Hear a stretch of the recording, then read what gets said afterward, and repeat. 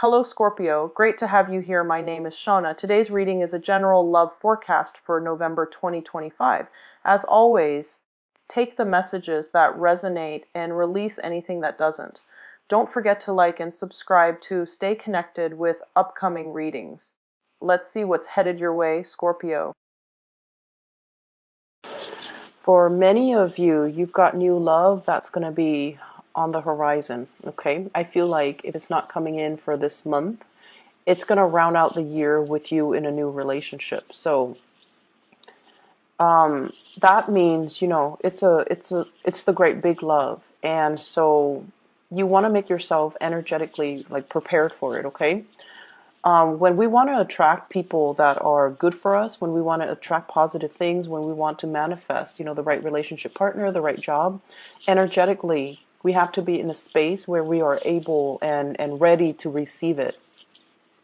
So you can send, all the messages out to the universe. I want a girlfriend. I want a boyfriend. I want a relationship partner. I want a husband, a wife, somebody that would marry me, somebody that would be, in a relationship with me. But at the same time, if you keep like contacting exes, or if you keep dating around and willingly put yourself in situations and with people that are not right for you, then you're kind of working at cross purposes with yourself. So be very, very careful about energetically what you're sending out to the universe and whether or not you are ready to receive what you're asking for.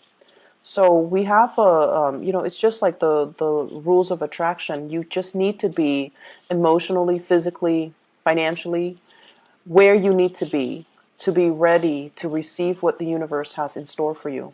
This is the same way in which we can attract, the right jobs, the right friends, the right relationship partner. It's all the same laws of attraction, okay? So, what's happening for you guys? I have here your energy, which is really positive. It's one of the best cards in the deck. We have the Wheel of Fortune. The Wheel of Fortune in this spread, basically, it's sort of like things are finally coming full circle. You can close out a chapter in your life and you can begin anew. You've come to the realization that many of you need to take a more realistic, pragmatic approach when it comes to love and relationships. So that means, not going out looking for people to have a good time with, and being realistic that, yes, if I search for people that I can have a really fun time with, they might not be, stable long-term partners. Coming to a sense of maturity when it comes to your relationships. I need to love and cherish and take care of the people that mean a lot to me while they're in the picture, because they might not be around. Because the nature of this Wheel of Fortune is it keeps moving, it keeps turning. So even if you don't believe in, forever after, permanence, that relationships are supposed to, we're supposed to carry the same relationship into our old age. We're supposed to settle down with one person and, that would be our happily ever after. Even if you don't believe in those things, you at least come into the awareness that people come into our lives for a time and a season. And sometimes they bring lessons. Other times they bring whatever it is that we need in that moment in time. And then other times they bring nothing but chaos. And so recognizing the relationship for what it is, recognizing that, okay, this person is teaching me how to love. And, once you've learned that, you let that relationship go rather than cling onto it. And then you move on to your next relationship so you can expand and you can keep growing, so you can keep embodying this energy. And then the next relationship, okay, this person's a little bit too unstable. They're destabilizing my financial sector. They're making me question my reality. And recognizing that it's a toxic relationship. And despite the emotional highs and lows, and despite the adrenaline rush, and despite, the chemistry, it might not be good for me, so I need to kind of release it. Through the process of understanding why certain relationships happen and why certain patterns reoccur in your relationship sector, you learn a lot more about yourself. You learn a lot more about what you need to be happy. And as a result of it, I feel like many of you have climbed over a very, very steep learning curve when it comes to your love life. And I'm not going to lie, I feel like you've been through a lot. The Wheel of Fortune is not a light card, okay? It's somebody that has been through like the emotional lows and the really high, intense highs in the relationship. And the wheel keeps turning. Does it mean that it's going to land you in the same emotional low space again in the future? It could if you're not making the right decisions. It could if you allow the wrong people into your life. But at the same time, it promises there will be a very emotionally fulfilling partner that's going to be in store for you. But you need to sever ties with the past. You need to start with a clean slate. And you need to really believe that you deserve it in order for you to be able to attract it, right? And that's where I feel many of you are at right now. Your relationship sector is going to, if you're in a relationship already, it's really going to take off. And it's really going to promise a lot of stability. And then on the other hand, for those who are single, learning from relationships past, identifying patterns, and not let these patterns repeat will promise to bring into the picture for you something that is everlasting and something that will be kind of like that meets your intensity without the drama. Okay, so I have something that's really good and in store for you. So this is the person that you're dealing with. I have here the Ace of Cups. Okay, this is beautiful, beautiful, beautiful energy. And when I look at the Ace of Cups as it represents a person, this is somebody with a lot of love to give. They have a lot of affection. They're quite possibly very, very beautiful. They're quite beautiful, even though we don't see a face to this card, right?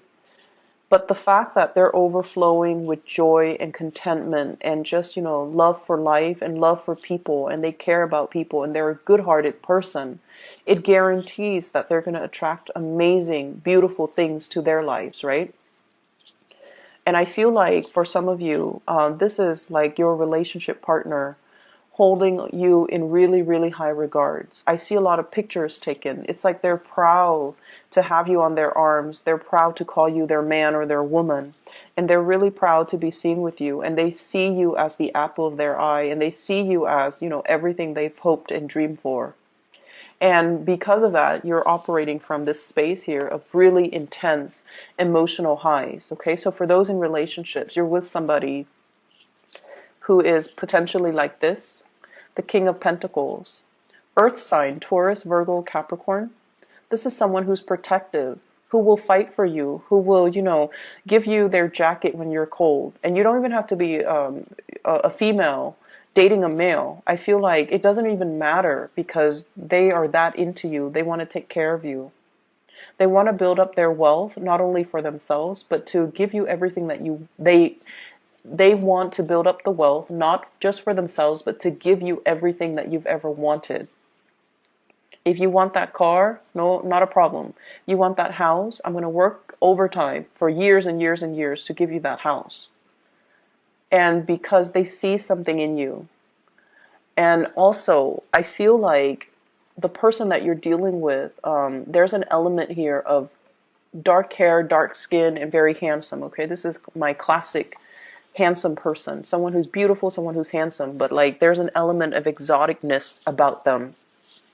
So they could be, dark hair, dark eye, darker skin, darker complexion, and they're just really, they take good care of their bodies. They exercise, they work out, they look really good in whatever they wear. They look really good. But this is usually a person that cares about the way they dress. Okay, so they're very stylish. Not flamboyant or extravagant, but they're very, very stylish. They might get their nails done, they might get their hair done, but it's all like in muted colors, in very strong earth tones, okay? In nudes or in strong earth tones. And it's somebody that, they see the proper value in people and things. So this is not somebody that, will... if they see, for example, you're in a relationship with them and you have been for 10 years, if they see an attractive man or attractive younger woman walk by, they're not gonna, run off and have like a, one night stand with that woman and forsake everything that they built up with you. This is a person that sees the proper value in situations, in people, and in things. And it makes them a really good partner because they have endurance. They will stay around when things get rough, and they will be there for you when you need them. So it might not even have to be, like an earth sign, but they have the qualities that they're stable, they're secure, they see the value in you, and they're going to be around. They're going to stick around. And I feel like there is a lot of love, a lot of, this is like the big love, okay? The love that will sustain you throughout a lifetime. There's enough of it to last throughout your life, where you don't need to find another person to replenish. And it's the great love, and it needs to be treated with kitty gloves, okay? The vase is very fragile. It can be broken, okay? So if you go around squandering this love, you're making a big mistake. If you're going around, not seeing the value in it, I feel like the other person is going to quickly be very disappointed and move away. And if you go around, abusing it, it's never going to be the same. It's never going to be put back together in the same way. And that vase, once it's broken, is not going to be that receptacle for that love, that water that's overflowing, okay? So, Scorpio, your luck is turning on the love front. I feel like for couples, it's a really, really fortunate time. For people who are single, you have something coming in for you, but you need to be emotionally ready, okay? You need to be ready with self-love. You need to be ready to see it and recognize it for what it is when it comes into the picture for you, so that you can properly cherish it, okay? I have another character that's in the picture, and this is somebody you need to move away from, okay?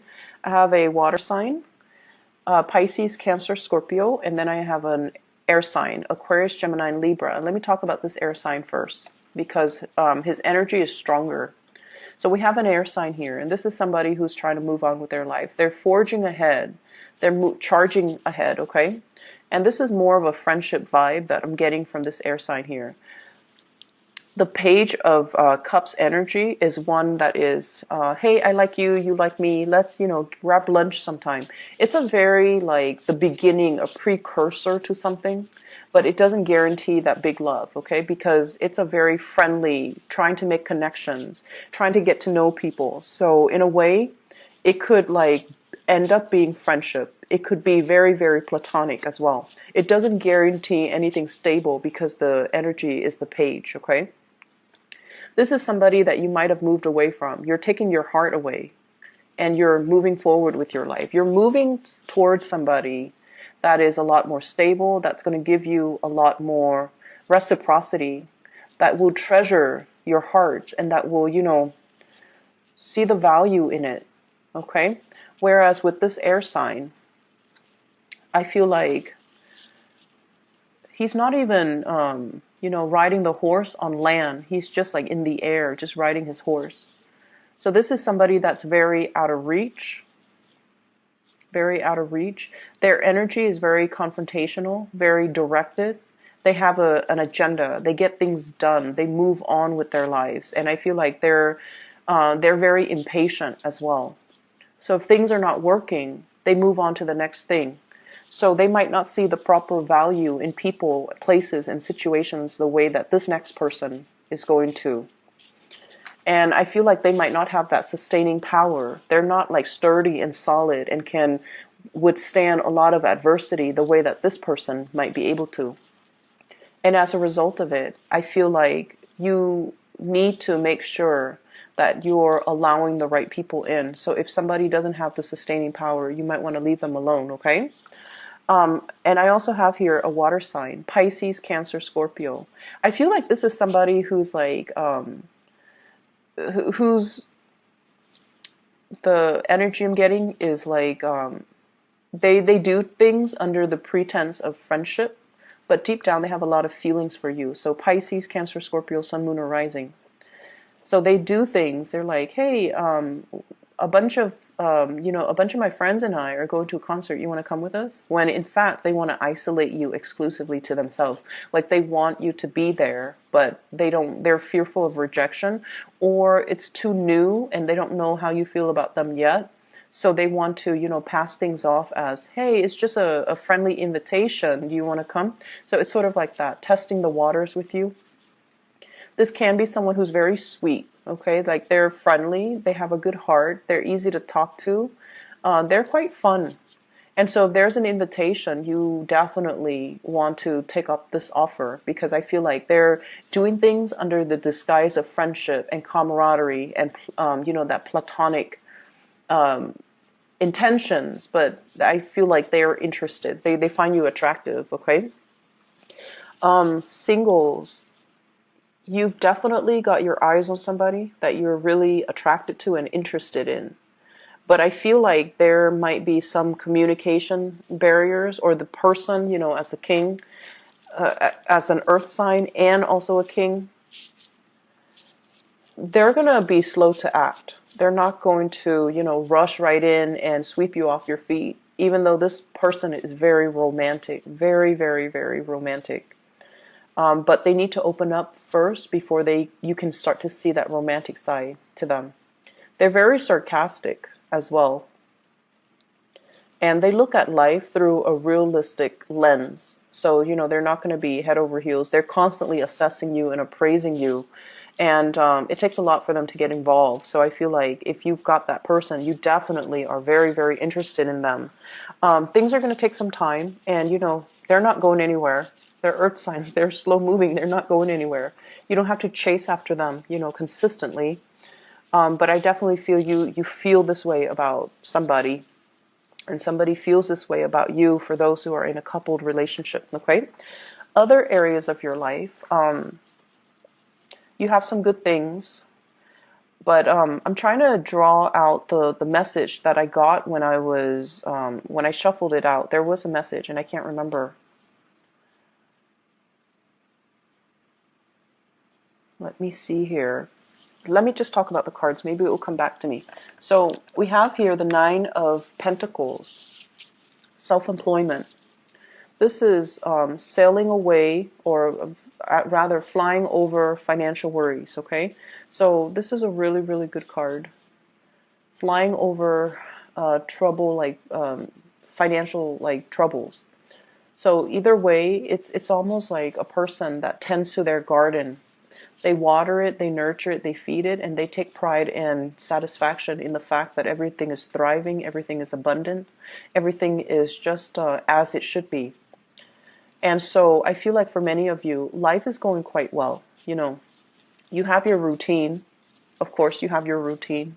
Many of you are probably outdoors digging for stuff, or planting things, or overseeing a garden and tending to things.